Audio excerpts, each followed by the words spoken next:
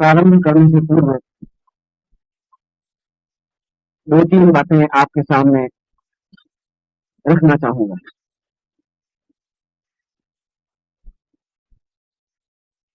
इस साधना शिविर का तात्पर्य और मेरा मंतव्य यह रहा है कि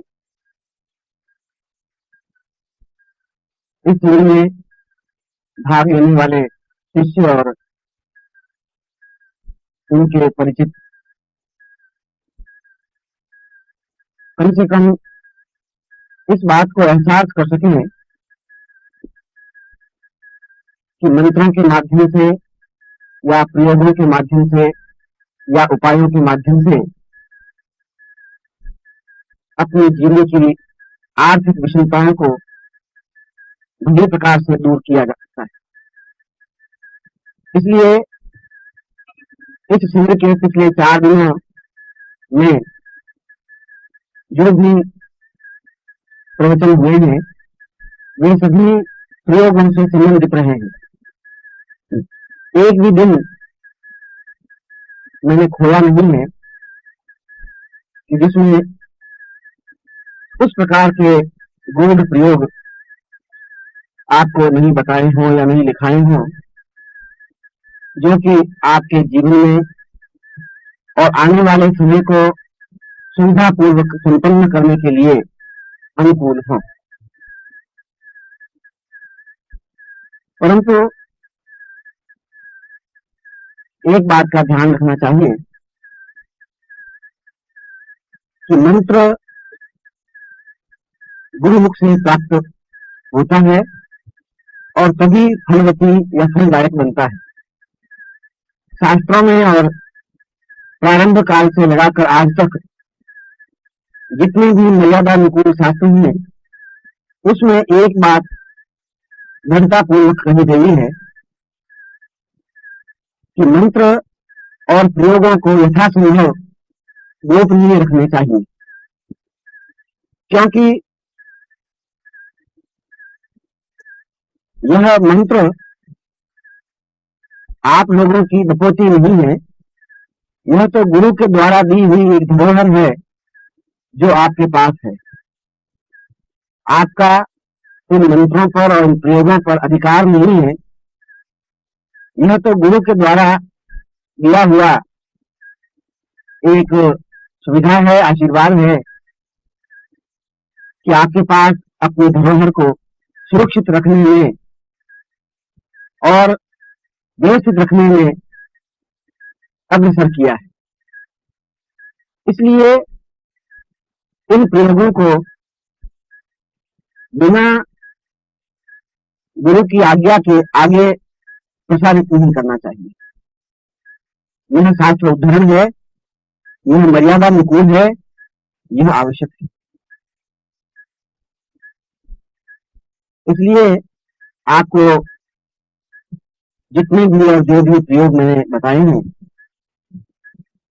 वे मेरे स्वयं के अनुभव गम्य हैं।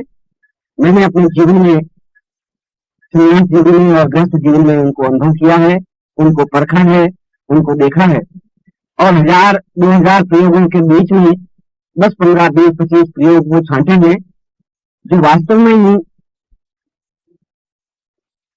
तीव्र, अनुकूल और शीघ्र प्रभाव युक्त है। परंतु किसी भी मंत्र को, किसी भी साधना को, किसी भी अनुष्ठान को, किसी भी प्रयोग को शिष्य को चाहिए कि वह उस प्रयोग को बिना गुरु की अनुमति के अन्य किसी भी मित्र, संबंधी या रिश्तेदार को नहीं दे। गुरु की अनुमति लेकर के या धरोहरकर्ता की अनुमति लेकर के अवश्य दिया जा सकता है। यह एक शास्त्रोक्त पद्धति है जिसका पालन करना शिष्य का कर्तव्य होता है। उस संबंध में चर्चा की जा सकती है, उस संबंध में बातचीत की जा सकती है, प्रयोग करने की अनुमति नहीं दी जा सकती। आज और कल मैं भारत के श्रेष्ठतम रसायनज्ञ नागार्जुन के महत्वपूर्ण और गोपनीय लुप्त ग्रंथ स्वर्ण प्रदीपिका से संबंधित और स्वर्ण प्रदीपिका का प्रथम श्लोक के साथ अपनी बातचीत प्रारंभ करता हूं। ये हमारे देश का गौरव रहा है कि इस देश में वराहमिहिर जैसे ज्योतिषी पैदा हुए हैं, शंकराचार्य जैसे भाष्यकार पैदा हुए हैं, तो नागार्जुन जैसे रसायनिज्ञ पैदा हुए हैं, जिन्होंने रस और रासायनिक क्षेत्र में एक धातु को दूसरे धातु में रूपांतरित करने के क्षेत्र में अद्भुत और आश्चर्यजनक कार्य किया है, प्रामाणिक और सटीक कार्य किया है, और ऐसा कार्य किया है जिस कार्य को समझने में आज भी पश्चिम असमर्थ है, समझ नहीं पा रहा है, क्योंकि इस ग्रंथ का प्रत्येक श्लोक अपने आप में आश्चर्ययुक्त है, अद्भुत है। इस पूरे ग्रंथ में 1100 श्लोक हैं और सभी श्लोक हीरों से तोड़ने लायक हैं। यदि उन श्लोकों को समझा जाए, उसके अनुकूल क्रिया संपन्न की जाए, और मैंने जिद में आकर जीवन के एक भाग में 1100 श्लोकों को कंठस्थ कर दिया था। किसी एक वाद विवाद के अंत तक किसी ने कहा कि पूरे श्लोक कंठस्थ नहीं हो सकते, मैंने कहा नहीं, मैं कंठस्थ करके तुम्हें सुना दूंगा। और वे सभी श्लोक मुझे, इसलिए कि वह पुस्तक आज भी ये रेयर है, क्योंकि उन्हें तो प्रकाशित हुई है, और कुल उनकी 3 प्रतियां हैं, जिसकी एक प्रति जर्मनी में है और एक नेपाल के महाराजा धीराज के पास में है, महेंद्र महाराज के पास में, और एक स्वामी योगेश्वरानंद उत्तरकाशी के हैं, उनके पास में है। चौथी कोई प्रति नहीं है, न उसकी कोई प्रतिलिपि बनी है, न उसकी कहीं दूसरी कोई प्रतिलिपि प्राप्त हुई है। उत्तरकाशी में जब रहने का मुझे अवसर मिला अलकनंदा के तट पर, तब उन्होंने उस प्रति को, प्रामाणिक प्रति को देखने का तो मुझे अवसर दिया, मगर उसकी नकल करने के लिए साफ मना कर दिया कि इसकी मैं प्रतिलिपि नहीं करने दूंगा। मैंने कहा मैं प्रतिलिपि तो नहीं करूंगा, मगर आप आज्ञा देंगे तो आपके इस स्थान पर आकर रोज मैं पढ़ तो सकता हूँ। उन्होंने कहा हाँ, ऐसा मैं अनुमति दे सकता हूँ, और मैं उस पढ़ने के धन में उन श्लोकों को मैंने कंठस्थ कर लिया। आज ही मैं उनके प्रति कृतज्ञ हूँ और क्षमा प्रार्थी हूँ कि उनको मैंने देखने की बात कही थी, मूल भावना मेरी उसको कंठस्थ करने की थी, जिससे कि वह अद्भुत और अद्वितीय ग्रंथ नष्ट नहीं हो जाए, समाप्त नहीं हो जाए। उस श्लोक का प्रारंभ में नागार्जुन का अभिनंदन करता हुआ अपनी बात प्रारंभ कर रहा हूं।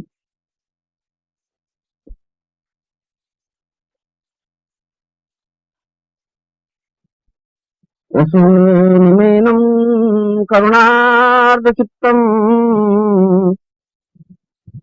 धारोष्णशीतं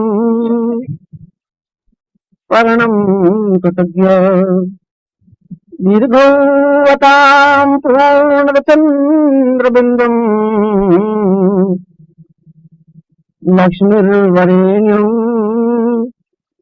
सीतां शरण्यम्।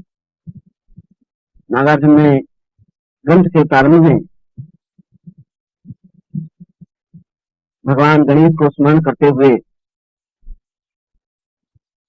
बताया है कि मैं जीवन के 800 वर्षों के संचित ज्ञान को 800 वर्षों तक मैंने इस जीवन की लंबी अवधि में जो कुछ अनुभव किया है, और रस के क्षेत्र में, रस कहते हैं पारे को, पारद को, मरकरी को, इस रस के क्षेत्र में जो कुछ मेरी उपलब्धियां हैं, उन उपलब्धियों को मैं लक्ष्मी के रूप में रूपांतरित करता हुआ पारद गण लक्ष्मी की अभ्यर्थना कर शरद चंद्र के शीतल ज्योत्सना की तरह मानव जीवन के कल्याणार्थ इस ग्रंथ की रचना कर रहा हूं। और वे आगे के सारे श्लोक उसके 800 वर्षों की जिंदगी की एक कमाई है, जिसमें कभी भी 24 घंटों में 21 घंटे से ज्यादा काम किया, जिसने एक एक क्षण और अपना सारा यौवन इस रस क्षेत्र में समर्पित कर दिया। और आज वास्तव में ही यदि हिमालय गौरव युक्त है तो उसका बहुत बड़ा श्रेय नागार्जुन को है। हम समझ नहीं पाते हैं और हमने समझा नहीं है। हम अपनी संस्कृति को अभी तक पहचाने नहीं है और हमारे पास कितना और क्या ज्ञान है, हम तो उसका करोड़वां हिस्सा भी जान नहीं पाए। मगर जिस दिन किसी व्यक्ति के हाथ में नागार्जुन का एक श्लोक भी लग गया और यदि उसने उसको समझ लिया, तो नागार्जुन के शिष्य ने माधवाचार्य ने कहा है कि वह व्यक्ति पूरे भारतवर्ष के स्वर्ण के समान गौरव युक्त बन जाएगा। और यह कथन उसका सही है कि नागार्जुन ने तांबे के समान बहुत ही कम मूल्य वाली धातु को स्वर्ण में परिवर्तित करने की क्रिया एक बार नहीं 40 प्रकार से सिद्ध करके दिखा, 40 तरीकों से। पारद को उन्होंने एक संस्कार नहीं 16 संस्कार संपन्न करके और उस प्रकार की पारद भस्म को संपन्न करके दिखाई कि जिसके माध्यम से पारद जैसा सामान्य पदार्थ शुद्ध स्वर्ण में परिवर्तित हो सके। उसने उस जमाने में अणुओं की संरचना में रूपांतरित करके दिखा दिया कि जिस पदार्थ में 90 अणु हैं, उस पदार्थ में 2 या 3 या 4 अणु और रूपांतरित किए जा सकते हैं, स्थापित किए जा सकते हैं। और पदार्थ में से अणु को विघटन करने की प्रक्रिया सबसे पहले नागार्जुन ने स्पष्ट की। जैसा कि मैंने पीछे बताया कि लोहे में 95 अणु होते हैं और सोने में 96 अणु होते हैं। तो एक अणु का फर्क होता है लोहे और सोने में, जिसमें 96 अणु है वह स्वर्ण है और स्वर्ण के गहने उसी स्वर्ण से गहने बनते हैं। और जिसमें 95 अणु है वह लोहा है, जिससे फावड़ा कुदाली वगैरह बनते हैं। यदि सिर्फ इतना ही ज्ञान प्राप्त हो जाए कि उस 95 अणु युक्त जो पदार्थ है लोहा है, उसमें एक और अणु कैसे डाल दें, बस खत्म। इतना ज्ञान प्राप्त होने के बाद में वह व्यक्ति इस देश का पूरे समृद्धि के समान तोड़ने लायक बन जाएगा। क्योंकि लोहे को स्वर्ण में रूपांतरित करने की क्रिया, जब उसको एक अणु को रूपांतरित करने की क्रिया तो सीखनी है और करना ही क्या है। और आपको अपने जीवन में इतना प्रयत्न करना है कि सिर्फ लोहे में एक और अणु डाल देना है, बस खत्म। जिस दिन आप ऐसा कर लेंगे उस दिन फिर और किसी साधना की आपको जरूरत नहीं रहेगी। मगर यह रूपांतरित करने की क्रिया अपने आप में अत्यधिक दुष्कर, कठिन और बहुत ही सरल है। आइंस्टीन जैसा वैज्ञानिक पूरी जिंदगी भर कार्य करने के बाद भी उसने अणु का विघटन तो करके परमाणु तो बना दिया, मगर अणु को रूपांतरित नहीं कर सका। न उसका विघटन कर सका, न उसको रूपांतरित कर सका, न उसमें वृद्धि कर सका, न उसमें न्यूनता ला सका। और इसीलिए आइंस्टीन थ्योरी और आइंस्टीन पेपर्स में उसने लिखा है अंत में कि केवल मेरी जिंदगी की साध एक इच्छा केवल इतनी थी कि यदि मैं 2-4 साल जिंदा रहता तो भारतवर्ष में जरूर जाता, और केवल यह क्रिया मुझे समझनी थी कि किस प्रकार से एक अणु को रूपांतरित कर सकते हैं, विघटन कर सकते हैं। मगर आइंस्टीन ने जो बात जिंदगी के 90 वर्ष में समझी थी, जिस बात का पश्चाताप और अफसोस उसको 90 वर्ष की अवस्था में हुआ, जिसका बोध उसको उम्र के अंतिम पड़ाव में हुआ, उसका एहसास मैं आपको जीवन के मध्यकाल में करवा रहा हूं कि आपको अपने जीवन में उस अणुओं की संरचना को समझने की और उसको व्यवस्थित करने की, विघटन और अभिवृद्धि करने की क्रिया में अपना प्रयत्न लगाना चाहिए। यह जरूरी नहीं है कि आप ऐसा कर लें, और यह संभव है कि ऐसा आप कर सकते हैं। मैं उतनी गूढ़ और गहराई में अभी आपको नहीं ले जा सकूंगा, क्योंकि उसको समझने के लिए उतनी गूढ़ स्तर पर आपको पहुंचना पड़ेगा। जब तक आप पारद और पारद के संस्कारों को नहीं समझेंगे, जब तक पारद के 16 संस्कारों को अपने हाथों से संपन्न नहीं कर लेंगे, तब तक आप उस स्तर पर मेरी बात को संभव से समझ नहीं पाएंगे। जब तक विघटन क्रिया और अभिवृद्धि क्रिया, जब तक गगन क्रिया और पाताल क्रिया में आप निष्णात नहीं हो सकेंगे, तब तक भी आप इस बात को समझ नहीं सकेंगे। मगर ईश्वर से प्रार्थना अवश्य है कि आप में एक ऐसी जिम्मेदारी अवश्य पैदा हो, एक ज्ञान की भूख और लालसा ऐसी पैदा हो कि आप इस क्षेत्र की ओर ध्यान दे सकें, और जिंदगी का बहुत बड़ा हिस्सा भी इसमें लगा करके यदि कुछ भी प्राप्त हो गया तो आने वाली पीढ़ी में आपकी कृतज्ञ रह सकती है। मैं उनमें से, क्योंकि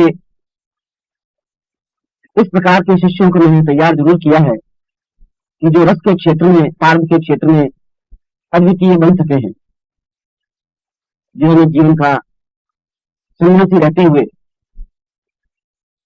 और केवल एक संकेत पर उन्होंने अपने सारा सुख, मोह, ऐश्वर्य, भोग सब छोड़ करके जीवन का पूरा हिस्सा उन्हें लगा करके आज उस स्तर पर जरूर है कि वे अणु के विघटन करने की क्रिया में निष्णात बन सके हैं, या बनने की क्रिया में है, या साल, 1.5 साल, 2 साल में उस जगह तक पहुंच पाएंगे।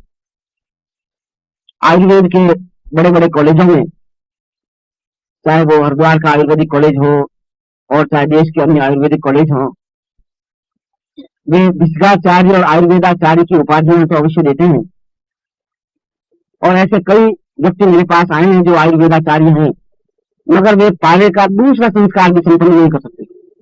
थ्योरेटिकल तो बोल लेते हैं कि पारे को हिंदू में ऐसा करके फिर पारे को गजपुट देना चाहिए। मैं पूछता हूँ गजपुट कैसे करते हैं, ये उनको ज्ञान नहीं।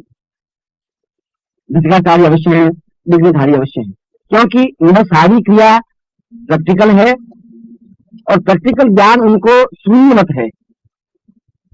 केवल पारे को मूर्छित कर देना और पारे को तोड़ देना बस एक बहुत सामान्य क्रिया है। वो जिस पारे को तोड़ने में 4 दिन लगाते हैं, वह तो मैं आपको 3 सेकंड में समझा सकता हूँ कि पुरानी शहर में अगर आप पारे को गोटे तो पारा टूट जाएगा, बस मूर्छित हो जाएगा। तो उसमें कौन सी लंबी चौड़ी बात है। मैं उनको कहता हूँ 4 दिन उसमें जीवते ही क्यों? तुम 4 दिन में उसको दाह संस्कार, अग्नि संस्कार करके जब पारे को तुम मूर्छित करोगे और पारे को विघटन करोगे, तो पारे का विघटन तो केवल 5 मिनट का काम है, 3 मिनट का काम है। मगर वो सारी बात उन सन्यासी शिष्यों के लिए तो ज्यादा महत्वपूर्ण है।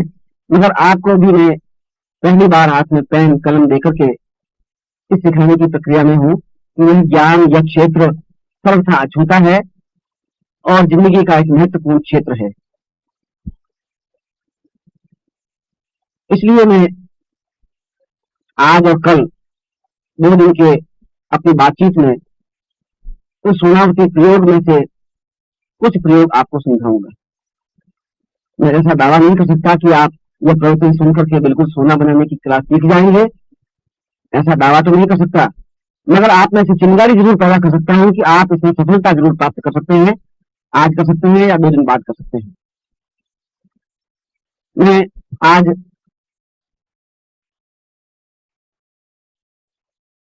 यंत्र जो नागार्जुन ने अपने प्रयोगों में, जो रासायनिक प्रयोग हैं, उनमें एक स्वर्णावती प्रयोग दिया है जो आप लोगों के स्तर का है, आप लोगों के लिए विशेष रूप से उपयोगी है। उसको मैं आपके सामने स्पष्ट कर रहा हूं।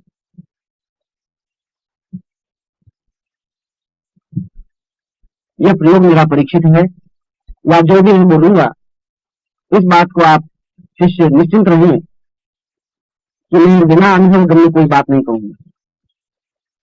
अगर मैंने अपने जीवन में इसको अनुभव नहीं किया होगा तो मैं इसको अपने शब्दों पे लाऊंगा भी नहीं, और लाऊंगा तो बता दूंगा कि मेरा अनुभव गम्य नहीं है। मगर यथासंभव और अभी तक मेरा प्रयत्न यही रहा है कि जो मैंने अपने जीवन में अनुभव नहीं किया है उसको मैं व्यक्त भी नहीं करता। उस सोनावती प्रयोग में 4 तत्वों को समाहित किया गया है। वे हैं मंत्र, तंत्र, यंत्र और रस। चारों को मिला करके एक प्रयोग उन्होंने सिद्ध किया है।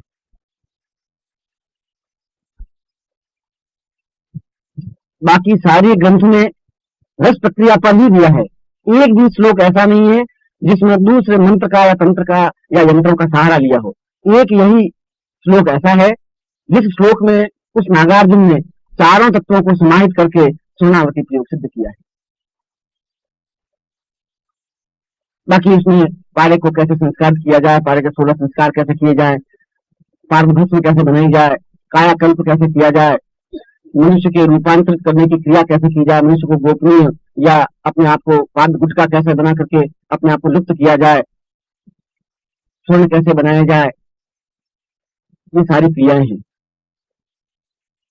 मगर इस प्रयोग में, इस श्लोक में यह श्री यंत्र से संबंधित प्रयोग है, इसलिए इसमें जहां यंत्र का प्रयोग किया है वहां श्री यंत्र को लिया है, मेरु पृष्ठीय श्री यंत्र को।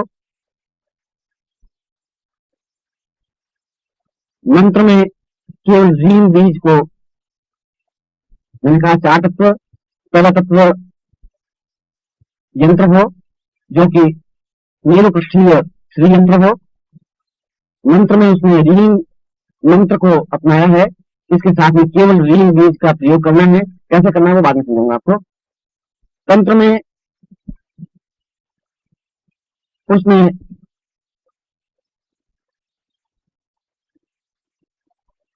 किसी भी शुक्ल पक्ष की पूर्णिमा की रात्रि को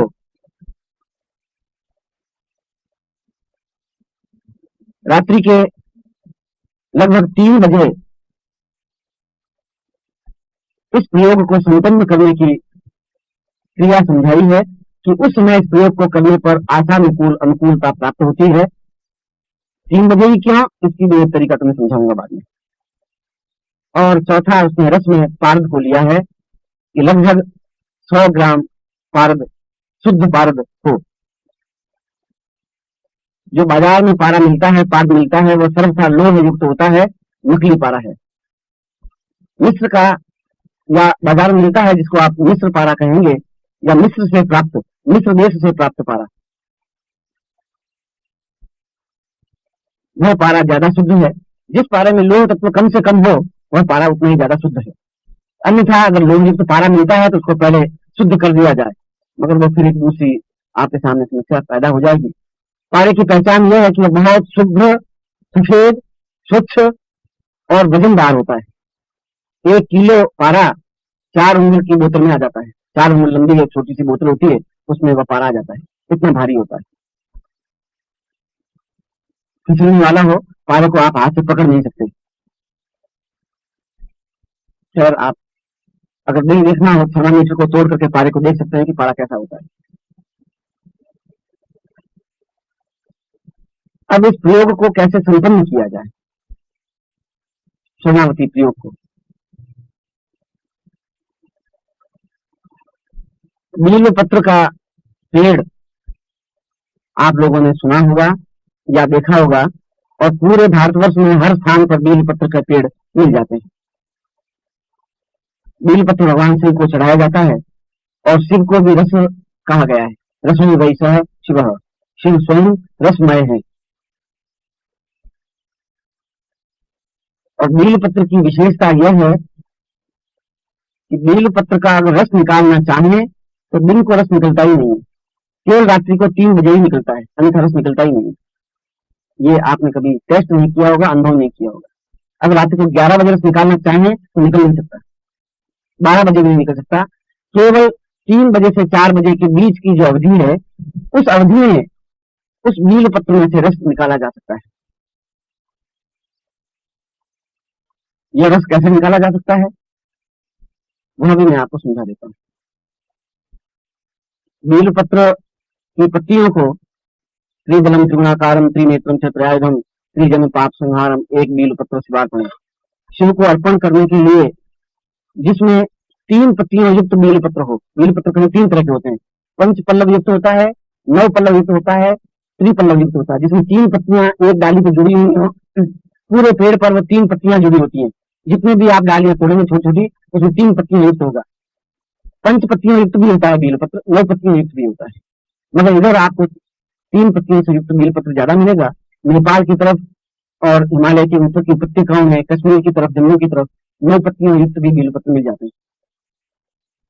जितना भी आप ऊपर चढ़ेंगे हिमालय में, उतने ही ज्यादा अच्छे बील पत्र पंच पल्लव युक्त, 9 पल्लव युक्त मिलेंगे। जितने नीचे मैदान में आएंगे त्रिपल्लव युक्त मिलेंगे, मगर आप त्रिपल्लव युक्त में से भी उस रस को प्राप्त कर सकते हैं।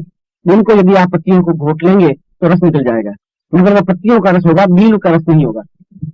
अधिकतर जो वैद्य हैं वो उस पत्तियों को घोट करके उसका रस निकाल करके उसको बील पत्र का रस मान लेते हैं, बाजार में उसको बेच दे दी है, मगर बील पत्र की पत्तियों का रस है, बील पत्र रस नहीं है। बील पत्र का रस कैसे निकाला जाता है कि उसके जो जमीन से तना निकलता है, उस तने के लगभग 2 फुट छोड़ दे। जैसे अगर ये पेड़ है तो उस तने को 2 फुट ऊपर, यदि रात्रि को 3 बजे से 4 बजे के बीच में किसी नुकीले चाकू से या नुकीले कील से यदि उस तने में उस कील को घुसेड़ेंगे या डालेंगे तो उस तने में से रस बूंद बूंद करके बाहर आने लग जाता है। दिन भर में यदि आप कभी भी इसको करेंगे तो रस नहीं निकलेगा। यह इसकी एक विशेष महत्वपूर्ण बिंदु है जो लोगों को ज्ञात नहीं है। इसको निकालने का सही तरीका ऐसा हो सकता है कि बिल्कुल गोल लोहे का एक, जैसे इंजेक्शन की सुई होती है, ठीक इस प्रकार से बनावे और आगे का भाग नुकीला हो, वो अगर डाल दें तो उसके अंदर से बिल्कुल पाइप की तरह बाहर आकर के आप शीशी में या पात्र में ले सकते हैं। मगर यह प्रयोग केवल पूर्णमासी को ही हो सकता है, अन्यथा हो ही नहीं सकता। जब चंद्रमा बिल्कुल पूर्ण विकसित हो तब यह रस निकलता है। इसीलिए नागार्जुन ने अगर पूर्णमासी की रात्रि और 3 बजे उसमें प्रयोग करने का कहा, इसके पीछे अर्थ ये था। अन्यथा लोग समझते हैं 3 बजे ऐसा क्यों है, 11 बजे प्रयोग करने पर क्या तकलीफ है, 11 बजे रस निकलेगा ही नहीं, प्रयोग होगा कहां से। इसलिए उसने इस बात को तो नहीं बताया कि रस 3 बजे निकलता है, उसने कहा प्रयोग 3 बजे करना चाहिए। और इस चीज को समझने में मुझे 1.5 साल लग गया था, जो आपको मैंने 2 मिनट में समझाया है। मैंने दिन में भी, रात्रि को भी, सुबह भी, शाम भी, चतुर्दशी को भी, त्रयोदशी को भी कीले डाल डाल करके देखा, रस निकलता ही नहीं। और जो समझाने वाला था वो मैं उनकी लंगोटे धोता रहता और वो समझाते ही नहीं थे। वो कहेंगे जब मौका आएगा तो तुम्हें समझाएंगे, और वो मौका 1.5 साल बाद उनका आया। खैर, उस नील पत्र के रस को 100 ग्राम पारे में 10 ग्राम रस होना चाहिए।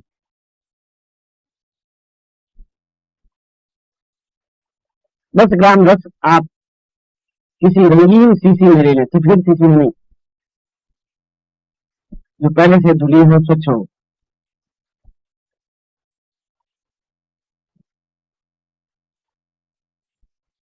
फिर उस नागार्जुन ने बताया है कि 3 बजे किसी भी ऐसे स्थान पर जो खुला हुआ स्थान है, छत हो, जहां आपको चंद्रमा दिखाई देता हो, चंद्रमा की किरणें आप पे पड़ रही हैं, कमरे में बंद, प्रयोग नहीं, बैठ जाएं और सामने आप अपने आप को या तो उत्तर दिशा की तरफ मुंह करके बैठे या नैऋत्य कोण में बैठे। अपना मुंह नैऋत्य कोण की तरफ हो या उत्तर दिशा की तरफ हो। जब आप प्रयोग करें आपके पास और कोई नहीं हो।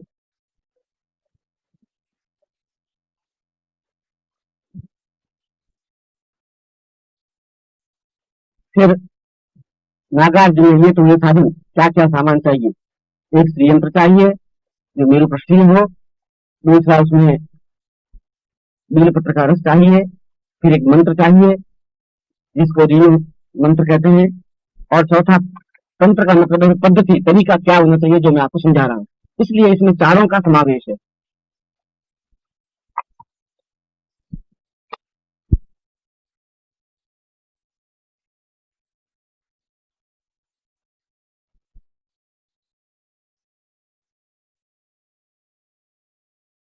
आप शांति से कार्य कर सके। फिर एक लोहे इस पत्थर की खरल जो वैद्यों के पास होती है, और संगमरमर की अगर खरल हो तो ज्यादा अच्छा रहेगा, क्योंकि दूसरे पत्थर की खरल में पत्थर मिल जाएगा उसमें घोटने पर। उस खरल में उस रस को डालकर और अलोह युक्त पारे को डालकर घोटे, मर्दन करें। और इस प्रकार का मर्दन लगभग 30 मिनट तक करें।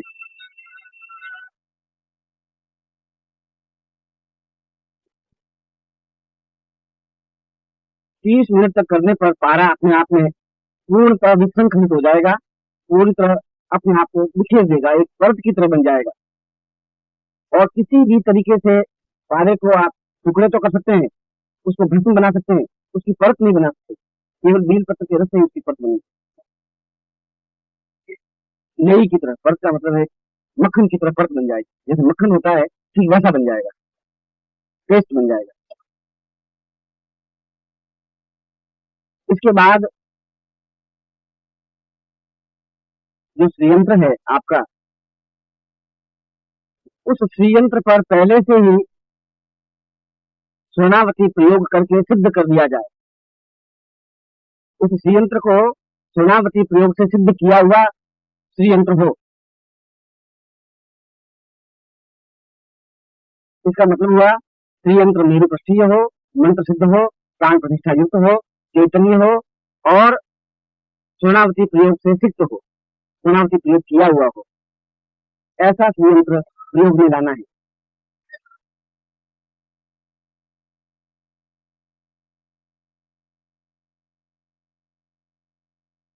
फिर उस पारे को, उस पारद को जब आप मर्दन करें तब निरंतर रीम बीज का उच्चारण करते हुए मर्दन करें। इसके अलावा आपके मुंह से और कोई ध्वनि नहीं निकले। और लगभग 30 या 32 या 35 मिनट तक उसका मर्दन करें, उसको घोटें। और जब बिल्कुल पेस्ट बन जाए, और पेस्ट बनने का या उसको जांचने का तरीका यह है कि जब आप उस पारे को अपनी उंगली और अंगूठे में लेके मसले तो कण नहीं दिखाई देने चाहिए, आपको कण महसूस नहीं होने चाहिए। तब समझना चाहिए कि पारा बिल्कुल से पेस्ट बन गया है।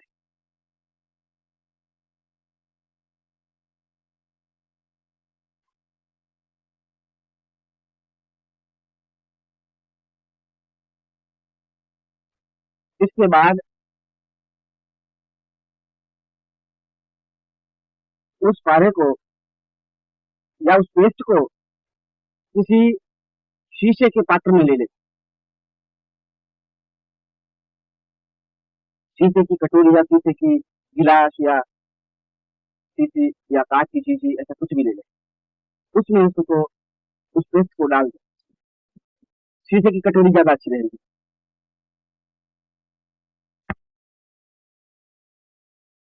और फिर एक एक लोहे की कढ़ाई लें जिसमें लगभग 5 किलो पानी आता हो। इतनी बड़ी कढ़ाई हो जिसमें 5 किलो पानी आता हो। और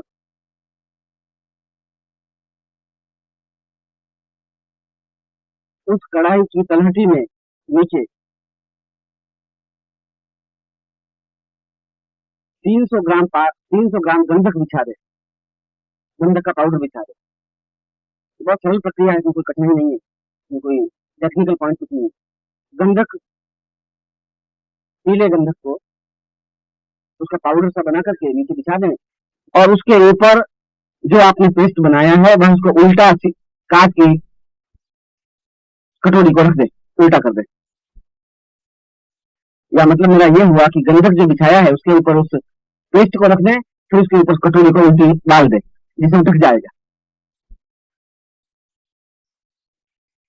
और फिर उसमें लगभग 2 किलो पानी उसके ऊपर डाल दे।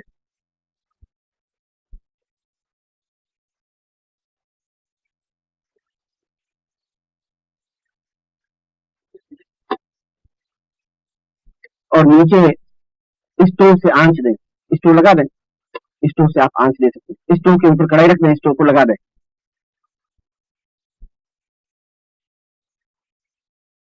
स्टोव जलता रहेगा और लगभग 30 मिनट में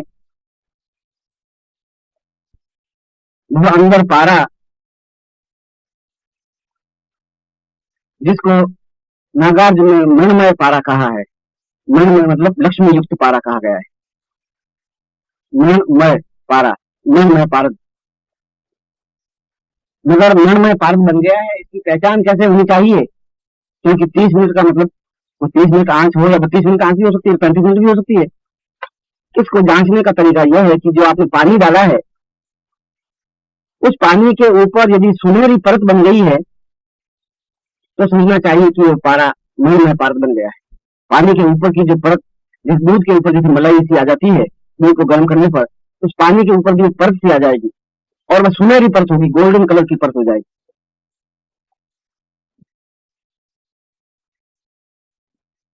जब ऐसा हो जाए, मगर ऐसा 30 और 35 मिनट के बीच में हो जाएगा,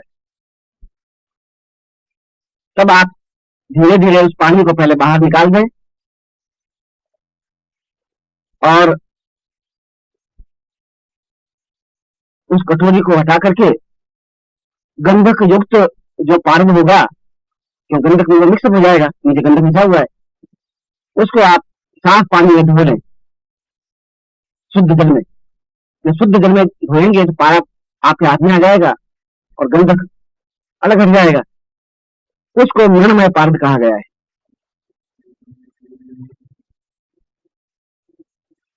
वह मणिमय पारद रीम बीज का उच्चारण करते हुए, क्योंकि वह पारद ठीक मक्खन की तरह साफ होगा, जैसा मक्खन होता है उसी प्रकार लसदार, उसी प्रकार शुभ्र, उसी प्रकार स्वच्छ, मगर उसमें थोड़ा गोल्डन कलर सा, झैनी सी गोल्डन कलर की होगी उस पारे में। उसको श्रीयंत्र पर आप चढ़ा दें पर्च की तरह, मगर रीम बीज का उच्चारण करते हुए।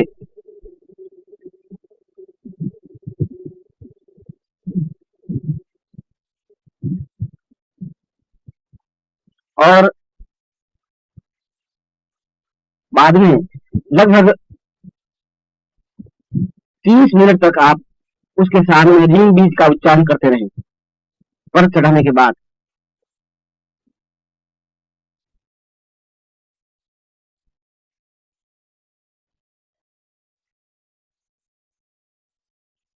नागार्जुन कहते हैं कि उसके बाद यदि उस श्रीयंत्र को स्वच्छ जल में स्नान करावें या धोएं तो वह मणिमय पारद अर्ध स्वर्ण में परिवर्तित हो जाता है। आधा वो पारद तो पारद रह जाता है, आधा वह स्वर्ण में रूपांतरित हो जाता है।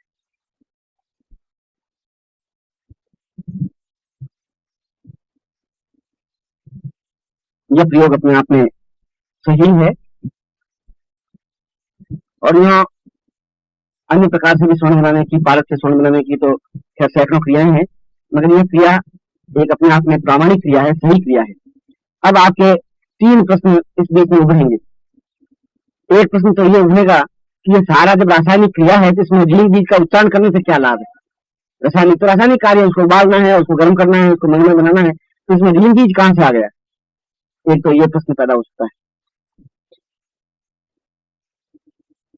इसमें जब स्वर्णावती प्रयोग युक्त श्रीयंत्र होता है तो वह अपने आप में श्रीयंत्र चैतन्य युक्त हो जाता है, क्योंकि उसमें मंत्र का सीधा प्रभाव लिया है इसने। और इसलिए उस श्रीयंत्र उस पारद और लीन बीज के वाइब्रेशन से वह जितना वाइब्रेशन ज्यादा होगा उतना ही वह पारद स्वर्ण में रूपांतरित होता जाएगा। मैंने आधा कहा है, आधी से ज्यादा भी हो सकता है, आधी से कुछ कम भी हो सकता है। मगर 100 ग्राम पारा अगर 50 ग्राम पारा भी 40 ग्राम भी रहे तब भी 10-12 हजार 15,000 रुपए का हो सकता है। इसलिए घबराने की जरूरत नहीं कि कम रह गया तो क्या होगा। मगर उस रीम बीज, उस श्रीयंत्र और स्वर्णावती प्रयोग युक्त श्रीयंत्र को उस मन में पारद के साथ संपृक्त करने पर इस प्रकार की रासायनिक क्रिया और मंत्रात्मक रासायनिक क्रिया बनती है। कई बार आपने देखा होगा कि पारा तो तरल है, पारा ठोस बनता नहीं है। पारद को शिवलिंग में रूपांतरित करने के लिए काफी कुछ करना पड़ता है। मगर एक तरीका ऐसा भी है कि पारे को केवल 1 सेकंड में ठोस बनाया जा सकता है। और यदि सही प्रकार से अगर आप हुंकार की ध्वनि करके नाक से जो आप श्वास निकालते हैं, उसकी जो हीट है वह हीट बहुत है उस पारे को ठोस में रूपांतरित करने के लिए। आंख देंगे तो पारा उग जाएगा, थोड़ी भी आंख में सहन नहीं कर सकता पारा। आंख बिल्कुल नहीं देंगे तो पारा ठोस बनेगा ही नहीं। कितनी आंख दी जानी चाहिए तो श्वास के द्वारा भी पारा ठोस हो सकता है। मगर वो तो आगे की बात है कि आपकी हुंकार ध्वनि किस लेवल की होनी चाहिए, तो आगे की है। मगर ऐसा होता है, मैं ये कह रहा था आपको, क्योंकि थोड़ी भी आंख को सहन नहीं कर पाता है। ये जो मैंने आंख की क्रिया बताई है वो गंधक की वजह से पारा उड़ता नहीं है, इसलिए वो आबद्ध रहता है। अगर गंधक नहीं है तो पारा तो आपको हाथ में आएगा ही नहीं, वो डूब जाएगा। एक प्रश्न तो आपका ये हुआ। दूसरा प्रश्न ये हुआ कि स्वर्णावती प्रयोग कौन सा है। तो जब आप वो नहीं बताएंगे तो ये तो कोई बात नहीं हुई। ये स्वर्णावती प्रयोग थोड़ा जटिल है। जटिल इस दृष्टि से है कि आप उस मंत्र को उसी ध्वनि में आप उच्चरित नहीं कर पाएंगे, इसलिए जटिल है। जटिलता तो उस मंत्र की ध्वनि में है। मगर इस क्रिया को यदि संपन्न करना है तो सामान्य श्रीयंत्र लाभ तो नहीं होता, ऐसा मेरा अनुभव है। क्योंकि मैंने मंत्र सिद्ध प्राण प्रतिष्ठा युक्त श्रीयंत्र को भी प्रयोग किया है तो उसमें कुछ उसमें आया नहीं। मगर कंकावती या स्वर्णावती प्रयोग से सिद्ध हुआ है तो तुरंत बन गया है। इसलिए कल किसी समय आप अपने श्रीयंत्र अगर आपके पास में है तो सामने रख दें, मैं स्वर्णावती प्रयोग सिद्ध करवा दूंगा। ये मैं आपको सहायक हो सकता हूँ। कल कोई ऐसा पांडे जी कोई समय निर्धारित कर दें जब आप पुण्य स्नान करके ठीक उसी कार्य के लिए नियुक्त स्नान करके जब आप बैठ जाएंगे आसन पर, तो मैं आपके द्वारा ही उसकी पूजन करवा करके और आपके द्वारा ही मैं उसको प्रयोग संपन्न स्वर्णावती प्रयोग संपन्न करवा दूंगा। उसमें मुश्किल से 20 और 30 मिनट का समय लगेगा। ये आपके दूसरे प्रश्न का समाधान। और तीसरे प्रश्न का कि क्या ऐसा होता है, वह आप स्वयं जब प्रयोग करेंगे तब आपको हो सकता है पहली बार सफलता न भी मिले, ऐसा मैं मान के चलता हूँ, तो दूसरी बार मिल जाएगी, तीसरी बार सफलता मिल जाएगी। अगर 40वीं बार के बाद भी सफलता मिलती है तो अपने आप में बहुत महत्वपूर्ण है। मगर मिलती सफलता पहली बार ही है। मगर एक बार यदि सही अक्षर सही रूप में क अक्षर लिखना नहीं आए तो इसका मतलब ये नहीं कि वर्णमाला गलत है। दूसरी बार कोशिश करें, तीसरी बार कोशिश करें, 20वीं 25वीं बार आप क बिल्कुल सही लिख लेंगे, फिर आगे बिल्कुल सही लिखते रहेंगे, फिर क तो आप 1 सेकंड में लिख लेंगे। इसलिए यह प्रयोग जब परीक्षित है तो आप ऐसा कर सकते हैं। और इसमें खर्चा कुछ है नहीं, कोई ज्यादा नुकसान इसमें गैस से कुछ नहीं, गंधक बहुत सस्ता है और पारा बहुत कठिन नहीं है। 200-250 रुपए 300 रुपए किलो मिल जाएगा। गैस रेट तो महंगा है नहीं, स्टोव आपके पास में हो गई और सोने के मूल्य में ये कोई कठिन है नहीं। मगर आप कोशिश करें। मैं तो आपको एक चिंगारी आपके हृदय में पैदा करना चाहता हूँ रस के प्रति, कि जहाँ आपके जीवन में एक मेरा शिष्य जहाँ मंत्र के क्षेत्र में भी निष्णात हो तो व्यावहारिक दृष्टि से भी निष्णात हो, रस की दृष्टि से भी निष्णात हो, तो अन्य क्षेत्रों में भी अपने आप में सिद्ध हो। मेरा मानस, मेरी भावना, मेरा चिंतन इसी दृष्टि से रहता है। आपने इसको समझ लिया है। कल में एक महत्वपूर्ण सीधा रासायनिक प्रयोग है, मैं क्योंकि ये शिविर में ये सारे प्रयोग मुझे समझाने चाहिए थे, मैंने समझाए नहीं। ये आपकी लगन, आपकी लालसा, आपकी इच्छा, आपकी भावना, आपका चिंतन और आपका आग्रह कितना प्रबल है, उसी में ये प्रयोग संपन्न हो पाएंगे। तो आप पे निर्भर रहेगा। मगर जो कुछ बताया वह यथार्थ है, प्रामाणिक है, स्पष्ट है और सही है। परमतत्वाय नारायणाय गुरुभ्यो नमः। ओम परमतत्वाय नारायणाय गुरुभ्यो नमः। ओम परमतत्वाय नारायणाय गुरुभ्यो नमः।